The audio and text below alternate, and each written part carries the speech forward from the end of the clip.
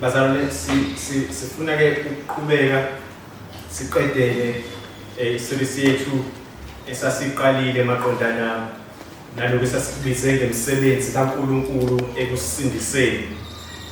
Kuningi ke sesibonile kule series maqondana nomsebenzi kaNkulunkulu ekusindiseni. Uma ukhumbula saqala sikhuluma ngokubonakala komuntu ngenxa yesono, impohlakalo ephelele okuyisimo umuntu azithola ekusona ngenxa yokungena kwesono emhlabeni. Sathi ngenxa yalokho yiko kunesidingo sokuthi umuntu asindiswe, ngoba umuntu uwile wawela esonweni, ungena kumuntu esonweni kwase ubeka ulaka kaNkulunkulu phezu kwakhe, njengoba kuphoza kade esho manje uma esiphola siya esidlweni senkosi. Sase siyadlula lapho sayokhuluma ngokukhethelwa insindisweni.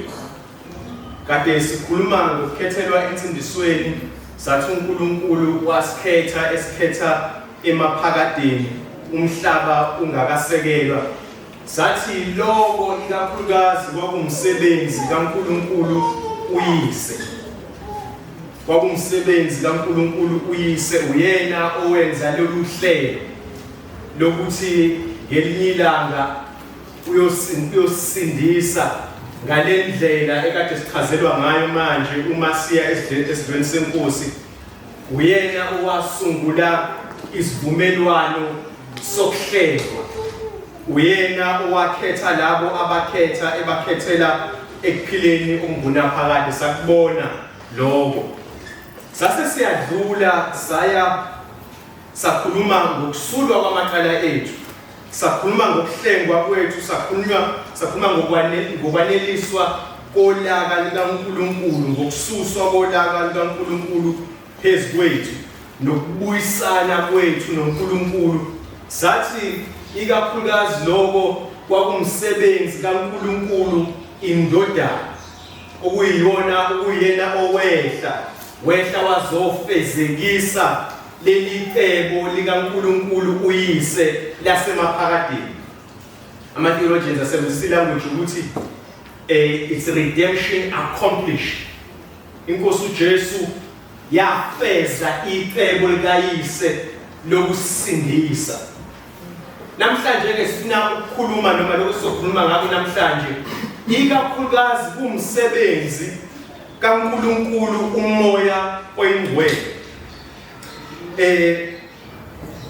Ukuthi uNkulunkulu umoya oyingcwele na ungenaphi kulo msebenzi kaNkulunkulu noma kule msebenzi kaNkulunkulu yokusindisa. uNkulunkulu umoya oyingcwele na masithi uNkulunkulu uyise uyena owahlela uhlelo lokusindisa. He decreed insindiso yethu. Sithi uNkulunkulu ndodana wakufeza noma he accomplished our redemption. uNkulunkulu umoya oyingcwele yena baye basebenzise ilanguage ukuthi he applies this redemption to us. Ngamanye amazwi uNkulunkulu umoya oyingcwele mawuthanda ungathi uNkulunkulu umoya oyingcwele uyayinamela insindiso kuthina, noma uyayibhanda kuthina, noma uyayithela kuthina, noma uyayigcoba kuthina. uNkulunkulu umoya oyingcwele, uNkulunkulu uyise wayihlongoza emaphakadeni ungakakhona wena. uNkulunkulu ndodana wayifeza, noma ngabe wawuphila esikhathini seTestament elidala noma uphila manje, kodwa wawungekho uma kwenzeka lokho.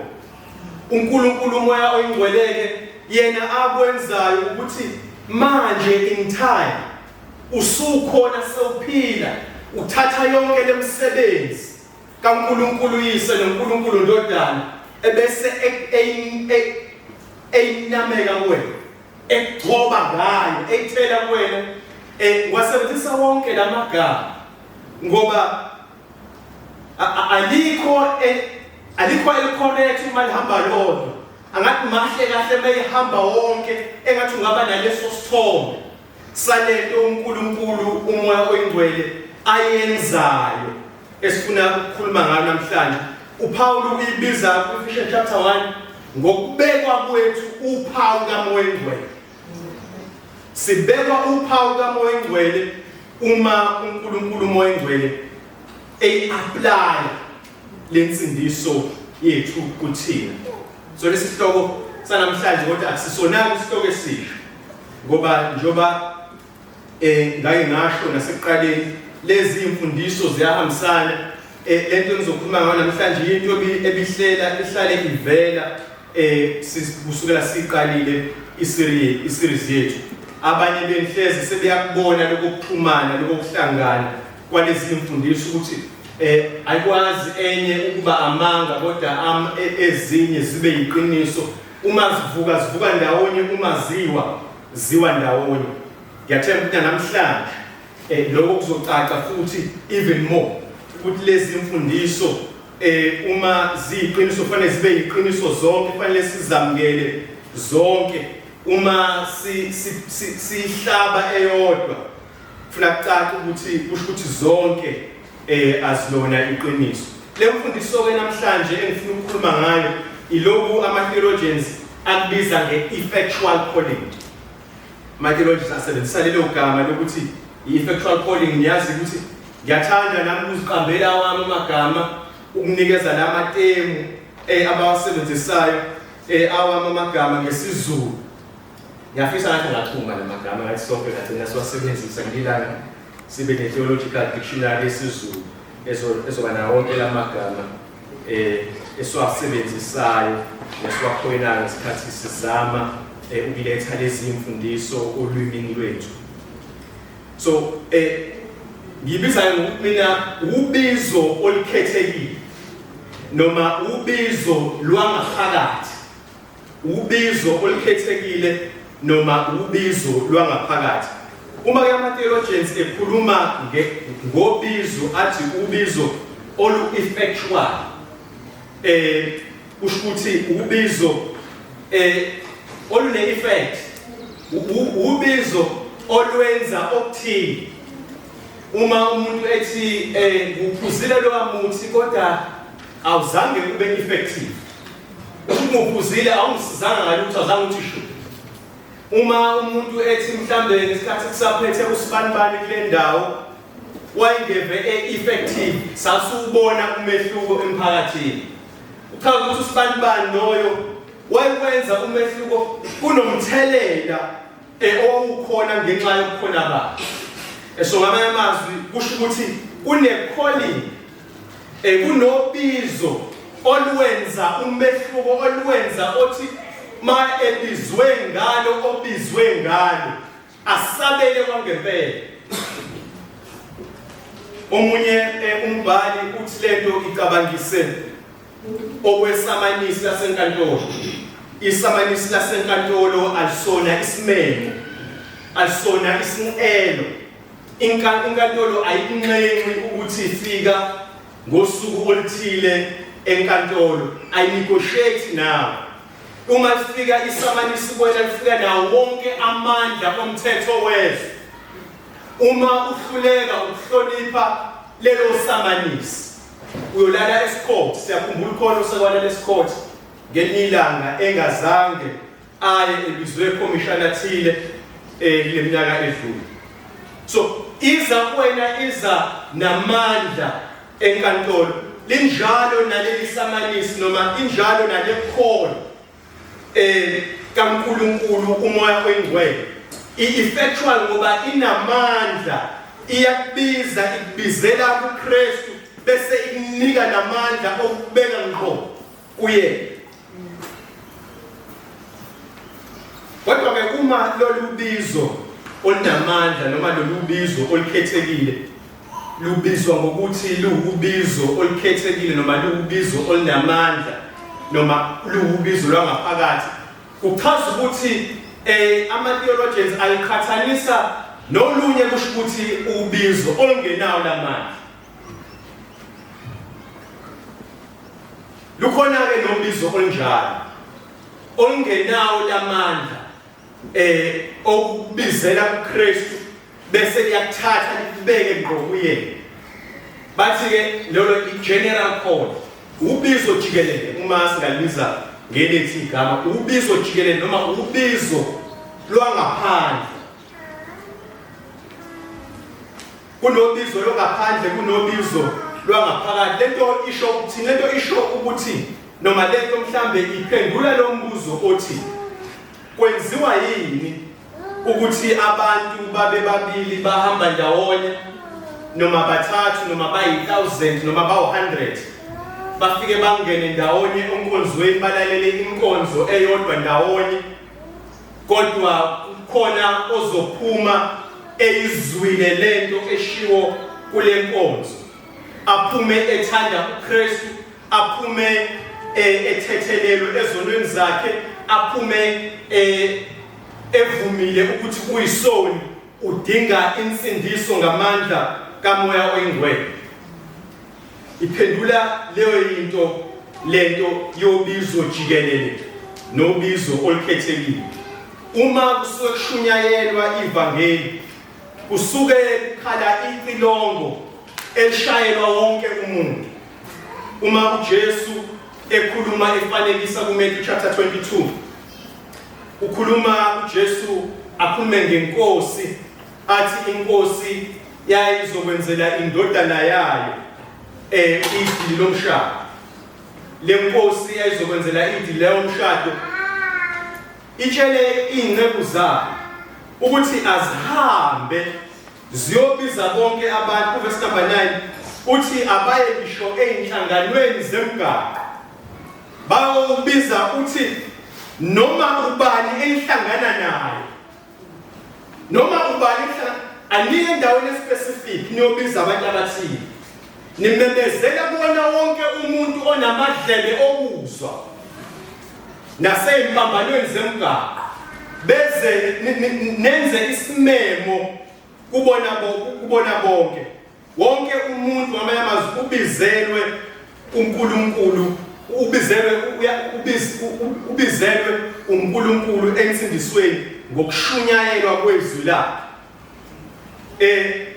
Inkosi isibizela noma inkosi isibizela yes ekutsheleni wonke umuntu ngayo namandla ayo okusindiswa. Yiko ethi asambe siyokwenza zonke izizwe abafundi. Akasho ukuthi asiye esizweni esithile, uthi asiye kuzona zonke izizwe, uthi asiye eJerusalem, eJudiya naseSamaria lonke siyofakaza ngayo, ngoba lento akusiyo into ekufanele ikhulunywe ekhoneni, kodwa into ekufanele ikhulunywe ndawo zonke.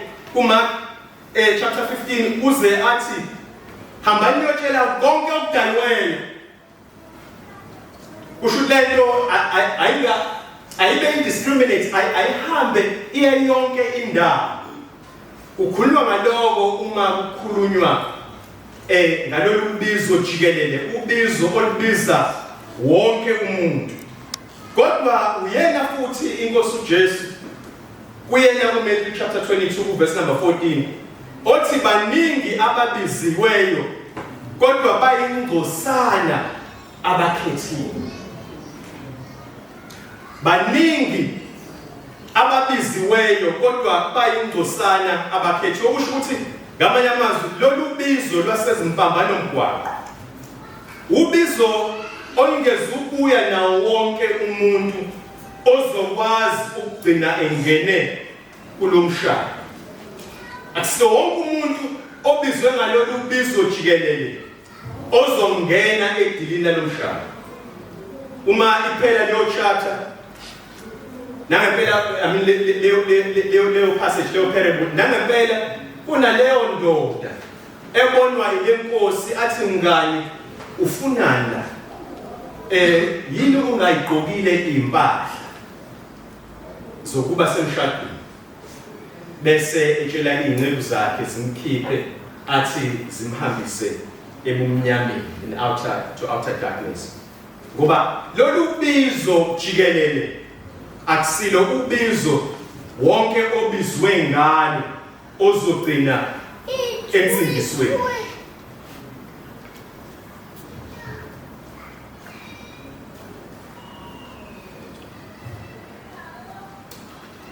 Kodwa lukhona ubizo, lolu bizo oluhlukile, lolu bizo esithi ubizo olikhethekile noma ubizo lwangaphakathi, ubizo olinamandla uNkulunkulu abiza ngalo labo abakhethiwe. Umoya oNgcwele uthatha umsebenzi kaKristu njengoba ngishilo, awugcobe, awunameke, awubhande kulabo abakhethiweyo, awubophele kubona ngamandla kaNkulunkulu umoya oNgcwele ngenkathi ebabiza ngobizo lwangaphakathi oludlulayo emadlebeni, oludlulayo ngaphandle, okuyiko sikubiza ngobizo lwangaphakathi, ubizo olwenza umehluko, ubizo oluguqula inhliziyo yomuntu limenze abe isidalwa esisha. Uma uyiqaphela lento noma uma lento mhlawumbe sewukhulume ngayo basikhuluma ngayo namhlanje, ugcina sewuqaphela ukuthi itholakala ey'ndaweni ey'ningi eBhayibhelini. uRomans chapter 8 ku-28 kanti sakhuluma ngayo ngesikhathi sikhuluma ngokukhethelwa ensindisweni. Uyayifakazela nawo lento eshiwo yiNkosi uJesu yokuthi baningi ababiziweyo kodwa bayingcosana abakhethiweyo. uRomans chapter 8 verse 8 uthi labo abamisile ngaphambili. Yakhumbula sasho lela gama lokumisa ngaphambili, leli gama elikhuluma ngo-predestination, ukukhethelwa kwabo ensindisweni emaphakadeni. Uthi labo abamisile ngaphambili ubabizile futhi, labo ababizile ubalungisisile futhi, labo abalungisisile ubakhazimulisile futhi. Ngamanye amazwi, labo ababizwe ngobizo lolu oluholela ekulungisisweni, ibona futhi labo abanobizo oluholela ekukhazimulisweni, ilabo kuphela abakhethelwe kukona ngaphambili, ilabo kuphela abakhethelwe kulolu bizo ngaphambili. Labo abakhethelwe obizweni ngaphambili ibona, labo abakhethelwe ngaphambili ibona labo abazobizwa, ibona futhi labo abazolungisiswa, ibona futhi labo abayokhazimuliswa. Awukwazi ukukhazimuliswa uma ungabizelwe, uma ongakhethelwe ngaphambili. Awukwazi ukukhazimuliswa uma ungabiziwe.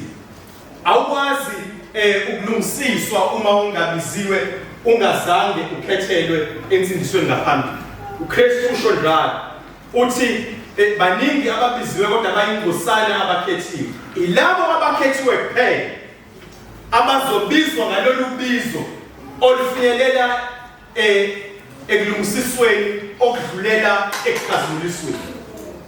Kuyi-train, awukwazi ukufika ekukhazimulisweni ungadlulanga ekumiseni ngaphambili okudlulela ekubizweni, okudlulela ekulungisisweni, okudlulela ekukhazimulisweni. Kuyi-train, kuhamba kanjalo. Ilento eshiwo iNkosi uJesu ukuthi khona bayoluzwa ubizo kodwa liyogcina ngaphandle ngoba abakhethiwe.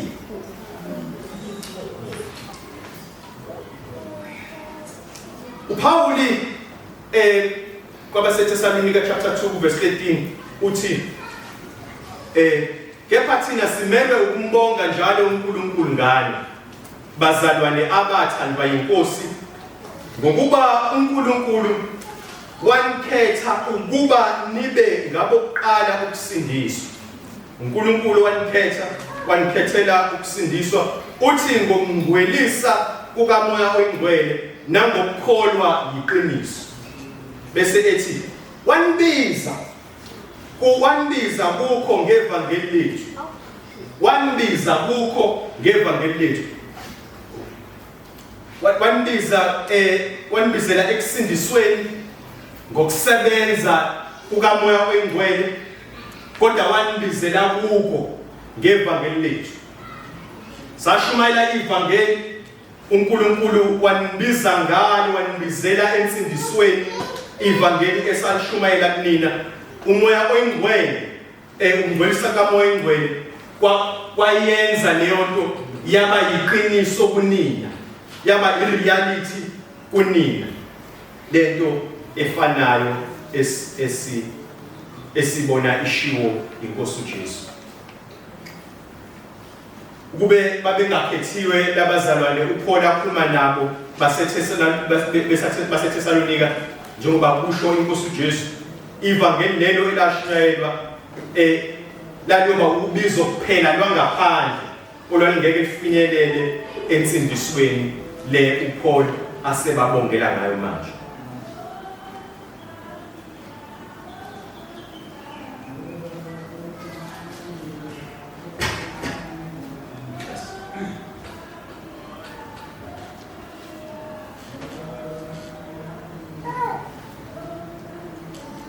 Ubili-ke ukubizwa njengoba sishilo kunalokubizwa ngaphandle engithe nalo izwi kaNkulunkulu liyasikhuthaza ukuthi masikise ebantwini abaningi eindaweni zonke ezizweni zonke.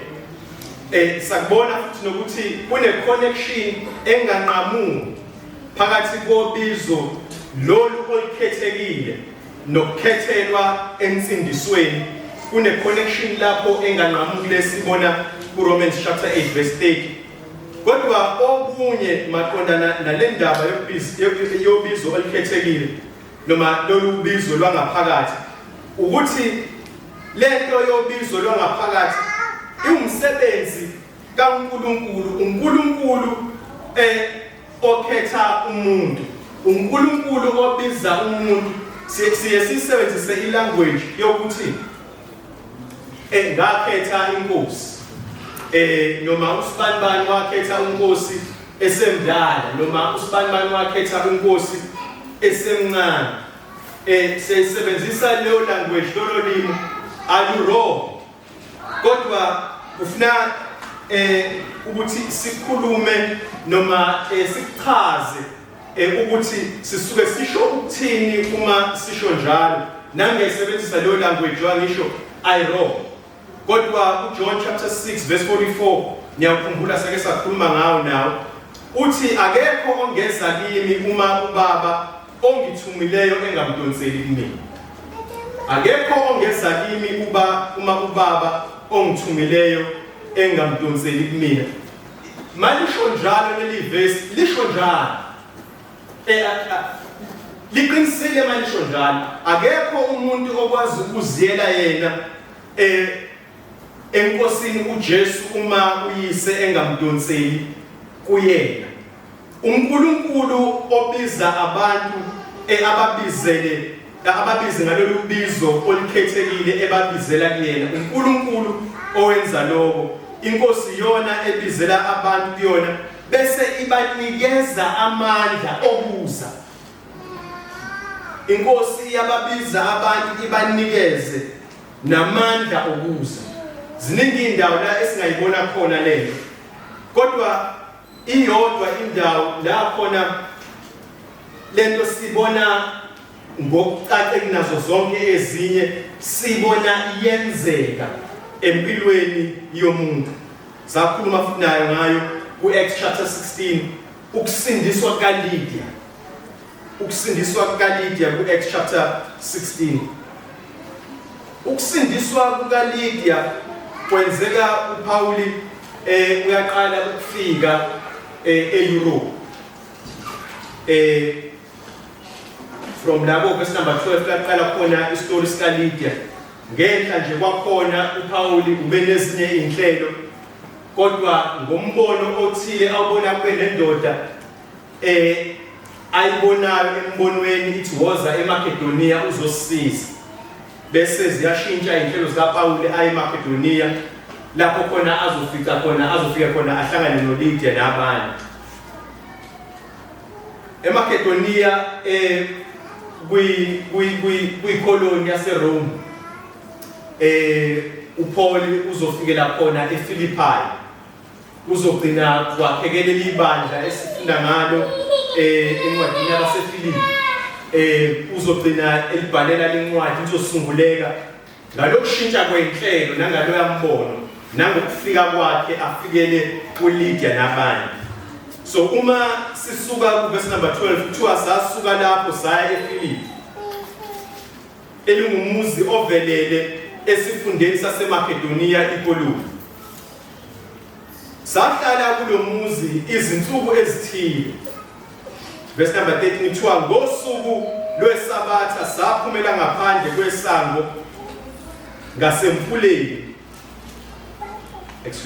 ngasemfuleni lapho esasifuna kube yindawo yokukhuleka.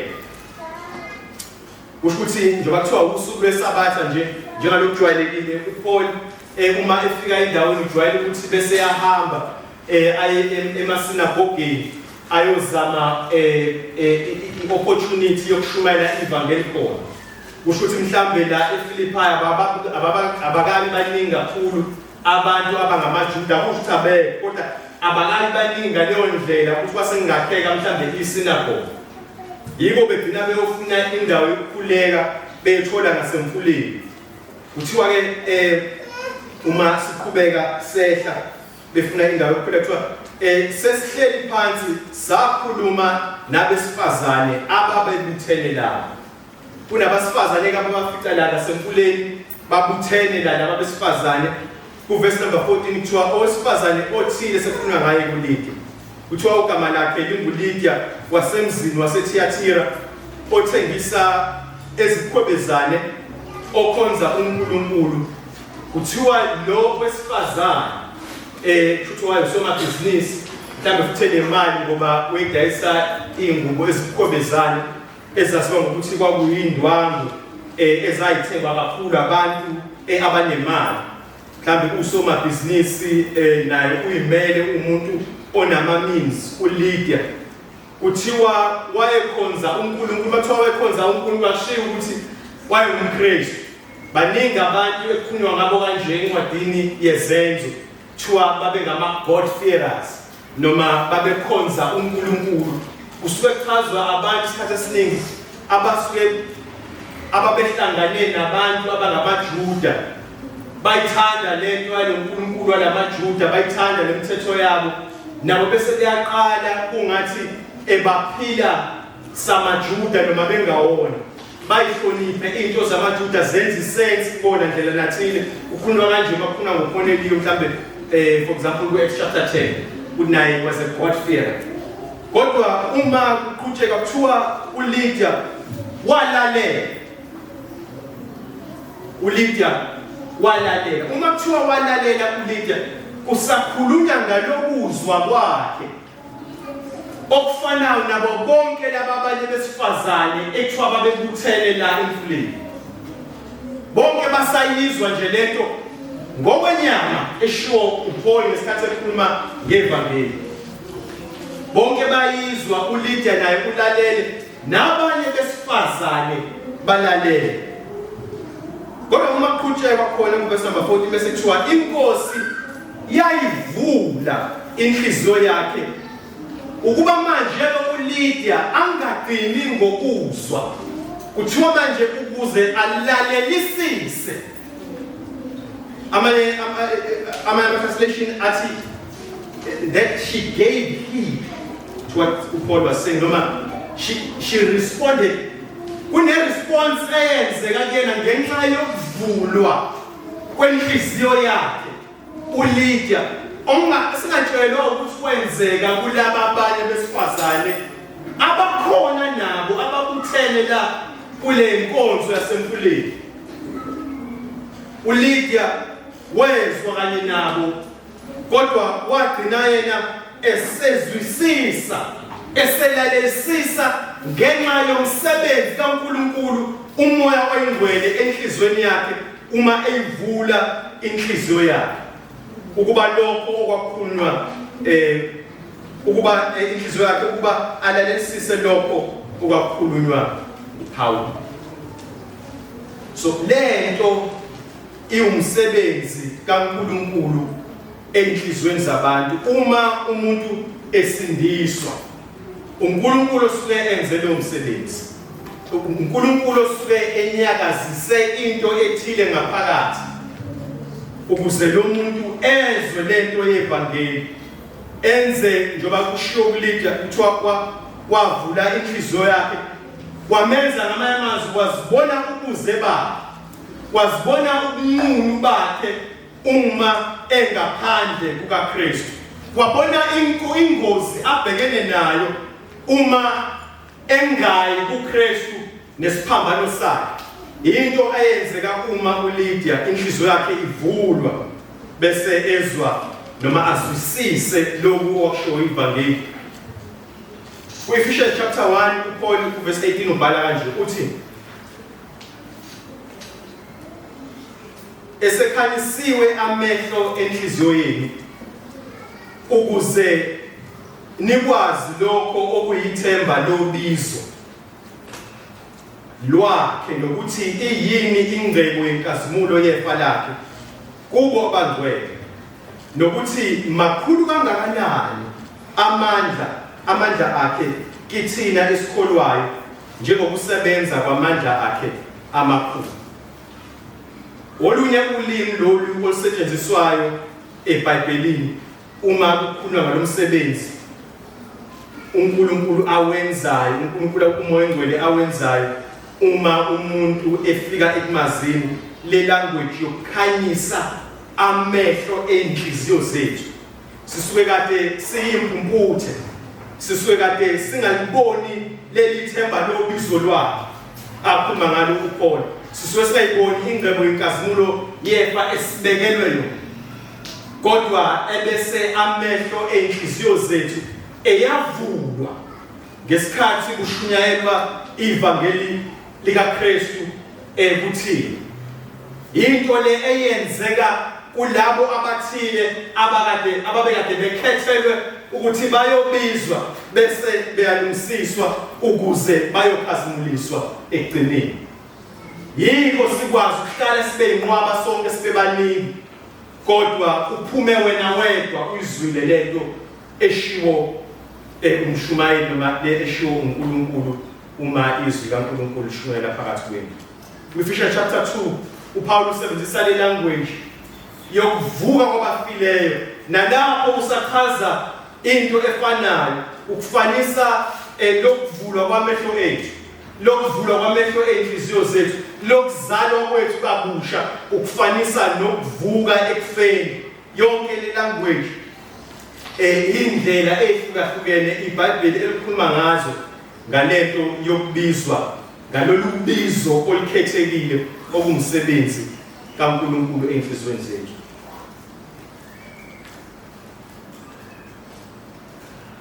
lento yokuthi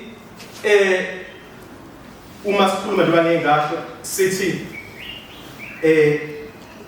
ngakhetha inkosi siyakhuluma kanjalo bangishilo akukho wrong iBhayibheli kodwa liyasivezela eindaweni eziningi nangendlela ehlukahlukene ukuthi kunomsebenzi owenziwa uNkulunkulu obiza umuntu akasukumi aziyele uNkulunkulu uyambiza bese emnikeza amandla okuza kodwa into eyenza sikhulume kanje i-experience yethu eyenza sikhulume kanje yiko ngithi akukho wrong as long as we understand ukuthi i-experience yethu nabo konke uNkulunkulu asekwenzile kuthina akusiyona exactly into efanayo lento ifana nokuthi umntwana nje ozelwe ngokwasenyameni lo mntwana akazi lutho ngokuzalwa kwakhe uzazi yena esezelwe esephila noma mhlambe into ongayifanisa njengalolazaro uLazaro akazazi efile ngokwenyama ngoba wayefile uzazi yena esevusiwe ethuneni nawe ngokomoya awuzazi ungakazali uzazi noma wena ukhumbula ngesikhathi sewehla inyembezi sipopoma emehlweni usuzola usugijima usuya kuyena uNkulunkulu usuyovuma konke ubona kwakhe uzazi ngaleso sikhathi wena ngoba sewuphaphele sewuvusiwe ekufeni so wena uzazi uwena ongathi uya kuNkulunkulu. And so that is why it's not wrong ukukhuluma kanjalo.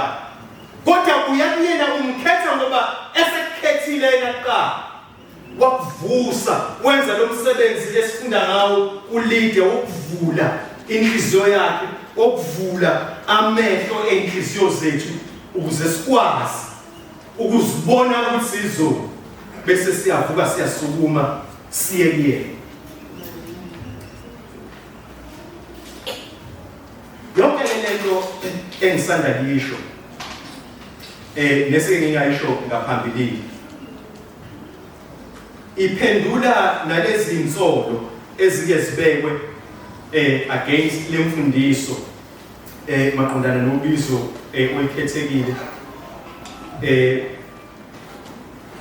ukuthi uNkulunkulu usindisa abantu ngenkani, usindisa abantu kushuthi bengafundi. Uyakhumbula nje ngasho ngathi omunye umbhali uthi ibuke njenganesamanisi, isamanisi elingaxoxisani nawe, isamanisi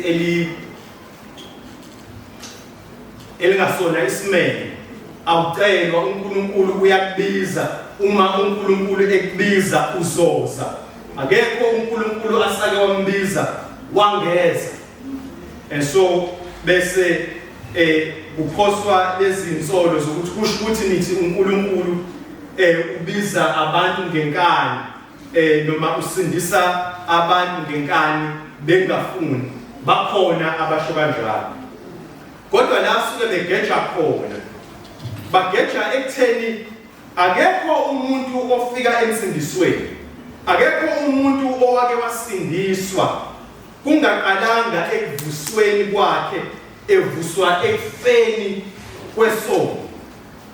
Ekuvukeni kwakhe kwesono uvuka nenhliziyo entsha uNkulunkulu amfaka yona, lenhliziyo entsha enemizwa emisha, lenhliziyo entsha enezifiso ezintsha, lenhliziyo entsha enentando ehlukile ekwazi ukwenza ama-choice ahlukile. Uma uNkulunkulu ekuvusa ekufeni ugabula amaketanga osuke uboshwe ngawo, uboshelwe esonweni, bese uyakhuleka. Uma ukhuleka, ukhuleka lentando yakho, intando yakho bese iyakhuleka ukwenza ama-choices nama-decisions ebengakwazi ukwenza before. And the first choice that you make, uma sewuvuswe kulokuvuka, uvuswe ekufeni kwesono, uvuka uzibone ukuthi uyisoni, bese ukhetha ukugijimela kuNkulunkulu ngolwakho uthando, ngaphandle kokuphoqa, ngoba sekususwe lenkungu ekade ikuwena isemehlweni akho, le eyayilide nabesifazane ababebuthene ngasemfuleni. uNkulunkulu engakayivuli inhliziyo kaLide, wayivula ekalide inhliziyo. uLide waseyathanda ukuyizwa lento eshow Paul, yenza isense kuyena, wathanda naloNkulunkulu uPaul akhuluma ngayo. Uma edlula lapho uLide wabhabhadiswa, waseyaba invite kwakhe, wathi ngicela ngizohlala kwami, because immediately lenhliziyo yakhe seyithanda nabazalwane. She is now immediately hospitable. Use-understand ukuthi laba abantu abashumala abahambe behlala ake ngibanakekele, ngoba uNkulunkulu usemnikeze inhliziyo entsha, ukwenza ngokuthanda engaphoqile. Akekho umuntu owasindiswa engafuni. Wonke umuntu osindiswayo uziyela yena kuKristu ethanda, ngoba uma uNkulunkulu umoya oyingcwele evula lamehlo enhliziyo zethu, ugabula amaketanga esiboshelwe ngawo esonweni, usikhipha ebugqileni besono, ebese sikwazi ukuthatha ama-decisions right, ama-decisions aholela ekuphileni okungunaphakade. Yiko ngithe le language yokuyikhetha inkosi ayikho wrong as long as you understand yonke lenye into ehambisana nabo esesikhulume ngayo. Nawe ke wena ongazana lo Jesu esikhuluma ngaye, osiphambano sakhe siyaphilisa. Ungasathi ungathi kuba Dlamini uthe uNkulunkulu ongibiza yena. Ungasho njalo. uNkulunkulu uthe asishumayele ngayo umhlaba wonke. Njengoba sishilo sihambe siyofakaza ngayo eJerusalema, eJudeya naseSamaria. Siyokwenza abafundi emhlabeni wonke, siyokwenza izizwe zonke abafundi babo. Namhlanje uma izwi lakhe lishunyayelwa phambi kwabo, uma ukhona la ulizwa lishunyayelwa izwi kaNkulunkulu, ungayibophi inhliziyo yakho nawe. Ungayibophi inhliziyo yakho nawe wena ongazani naye. Uma inkosi uJesu imemeza ithi Lazarus phuma, uLazarus waphuma eyephuka, ney'ngubo zasemathuneni zigcwele kuyena ngoba wezwa izwi limbiza lithi phuma.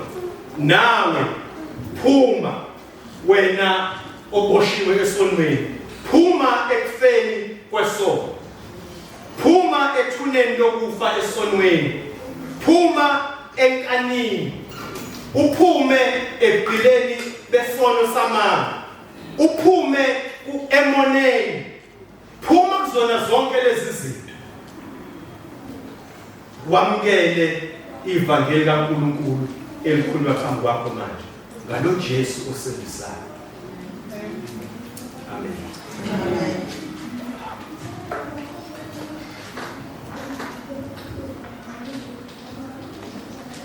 Sabonga.